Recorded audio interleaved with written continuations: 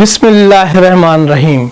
شروع اللہ کے نام سے جو نہایت مہربان اور رحم والا ہے، جس نے ہمیں اور اس دنیا کو تخلیق کیا، جس کے ایک اشارے سے یہ پوری دنیا چلتی ہے، جسے چاہے ذلت عطا کر دے اور جسے چاہے عزت نواز دے، جسے چاہے بادشاہ اور شہنشاہ کر دے، جسے چاہے فقیر یا غریب کر دے۔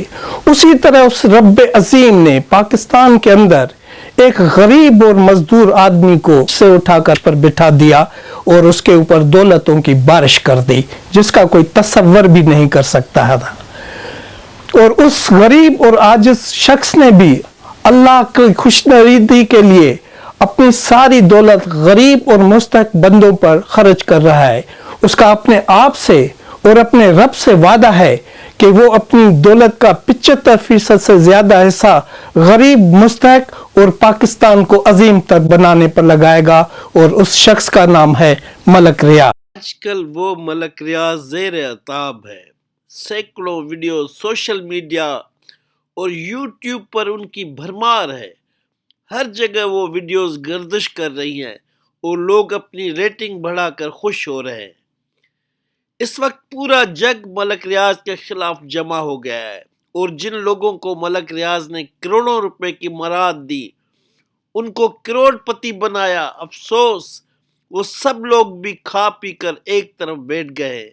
کوئی ایک آواز بھی ملک ریاض کے فیور میں نظر نہیں آتی۔ ایک اینکر جاوید چودھری کچھ فیور میں بولا تو وہ بھی تنقید کی زد میں ہے۔ لیکن کوئی بات نہیں، یہ اندھیری رات پھر چھٹ جائے گی، اور جو لوگ یہ دعویٰ کر رہے ہیں کہ ملک ریاض ہمیشہ کے لیے ختم، انشاءاللہ وہ جلد دیکھیں گے کہ ملک ریاض کا سورج پھر ابھرے گا، اور یہی لوگ ملک ریاض کے قصیدے پڑھتے ہوئے آپ کو نظر آئیں گے۔ آج اس شخص پر مشکل وقت آن پڑا ہے اور اسے آپ کی سپورٹ اور دعاؤں کی ضرورت ہے۔ میری نظر میں، بلکہ پوری قوم کی نظر میں، جو عدالت عالیہ نے جو حکم صادر کیا ہے کہ ملک ریاض کے 65 ارب میں سے 35 ارب وفاق اور 30 ارب سندھ کو دے دو، یہ فیصلہ انصاف پر مبنی نہیں ہے۔ یہ پیسہ وہیں استعمال ہونا چاہیے جس علاقے سے یہ پیسہ جمع کیا گیا ہے، یہاں کمایا گیا ہے۔ یہ پیسہ ملیر واسیوں کا ہے، اس پر سب سے پہلا حق ان کا ہے۔ اس طرح سے اس پیسے کی بندر بانٹ کر کے ملیر کے لوگوں کے ساتھ بہت بڑی ناانصافی اور زیادتی کی گئی ہے۔ ملک ریاض کے وکیلوں کے پاس بہترین موقع ہے کہ وہ ایک پٹیشن داخل کریں، ملک ریاض کو اس سے ایک پینی بھی نہ دی جائے، لیکن یہ پیسہ ملیر کی زمین سے کمایا گیا ہے تو استعمال بھی وہی ہونا چاہیے۔ سب سے پہلا اور بڑا حق ملیر کے لوگوں اور اس علاقے کا ہے۔ ان پیسوں سے سب سے پہلے بحریہ ٹاؤن کراچی کے جو بھی فیکٹریز کسٹمرز ہیں، سب سے پہلے ان کو کمپنسیٹ کیا جائے، ان کو خوش کیا جائے۔ وہ سب لوگ جو بھی بحریہ ٹاؤن کراچی کے فیکٹریز ہیں، مجھے اس ای میل پر اپنی مکمل تفصیل بھیجیں، میں ان کو کمپنسیٹ کروانے کی پوری کوشش کروں گا۔ یہ ان فیکٹریز کے لیے بہترین موقع ہے کہ فوراً جو بھی ان کے ساتھ ناانصافی ہوئی ہے اس کو فوراً درست کیا جائے اور ان کو فوراً کمپنسیٹ کیا جائے۔ اس کے لیے میں نے ایک قابل وکیل کی خدمات بھی حاصل کر لی ہیں۔ نمبر 2، اس علاقے میں جو چھوٹے چھوٹے گاؤں تھے جن کو ان کا صحیح معاوضہ نہیں ملا، وہ بھی مجھے فوراً اپنے ڈاکیومنٹس میری ای میل پر روانہ کر دیں۔ ان سب لوگوں کے ساتھ بھی مکمل انصاف ہونا چاہیے اور ان سب کو اچھی طرح سے کمپنسیٹ کیا جائے۔ انصاف یہی کہتا ہے جس کا حق ہے اس کو اس کا حق دے دو، ملیر کا حق ملیر کو دو۔ نمبر 3، ان پیسوں سے اگر ملیر میں school, college, university, computer lab, اسپتال، پارکس، کھیلوں کے میدان، لائبریری، مساجد، پانی کے کنویں، امپلائمنٹ سینٹر، روڈ، سلائی مشین سینٹر اور گورنمنٹ کے بڑے بڑے آفس بھی کھولے جا سکتے ہیں، جس سے اس علاقے کی تقدیر بدل جائے گی اور حق والوں کو ان کا حق بھی مل جائے گا۔ ملک ریاض جس نے اتنی محنت کر کے یہ عظیم الشان شہر بحریہ ٹاؤن کراچی بنایا ہے، اس کی کھوئی ہوئی شہرت بھی واپس آ جائے گی اور عوام دوبارہ سے بحریہ ٹاؤن پر ٹرسٹ کرنے لگیں گے۔ بحریہ ٹاؤن کے باہر چاروں طرف غربت ٹپکتی ہے۔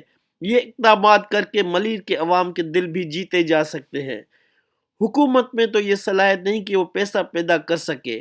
ایک ملک ریاض جو پاکستان کی ATM مشین بنا ہوا ہے، حکومت اور عدلیہ اس کو بھی برباد کرنے پر تلے ہوئے ہیں۔ ملک ریاض سے پاکستان کے لیے فائدہ لیں، اسے کام کرنے کا موقع فراہم کریں، اس پر غیر ضروری پابندیاں اور ریسٹرکشنز ختم کر دیں۔ ملک ریاض کے جو آپ لوگوں نے ہاتھ پاؤں باندھ رکھے ہیں اس کو اس سے آزاد کر دیں۔ ملک ریاض پاکستان کے لیے بہت کچھ کر سکتا ہے۔ اس کو برباد کرنے کے بجائے اس سے پاکستان کو بنانے میں اس کو اس کا کردار ادا کرنے دیں۔ ملک ریاض آج بھی پاکستان کو بلندیوں پر لے جانے کی صلاحیت رکھتا ہے۔ ملک ریاض وہ ہے جو بنجر زمینوں کو سونا اگلنے والی زمینوں میں بدلنے کی صلاحیت رکھتا ہے، لیکن عدالتوں اور حکمرانوں کو کون سمجھائے؟ جو سلوک ملک ریاض اور بحریہ ٹاؤنز کے ساتھ کیا گیا، وہی سلوک اگر دوسری سوسائٹیوں اور DHA کے ساتھ کیا جاتا تو ان کی چیخیں آسمانوں تک سنائی دیتی۔ ملک ریاض نے تو اتنی پابندیوں اور تکلیفوں کے باوجود 4 سال سروائیو کر لیا، لیکن ان سوسائٹیوں پر ایسی پابندیاں لگتی تو 3-4 ماہ میں ان کا بٹھا بیٹھ جاتا اور وہ دیوالیہ ہو جاتے اور ان کو تالے لگ چکے ہوتے۔ عدالت جو حقوق دوسری سوسائٹیوں اور DHO کو دے رہی ہے، وہی حقوق ملک ریاض کو بھی ملنے چاہیے، اور 460 ارب کی رقم کو ریورس کر کے جو جائز پینلٹی لگتی ہے وہ ملک ریاض پر عائد کریں۔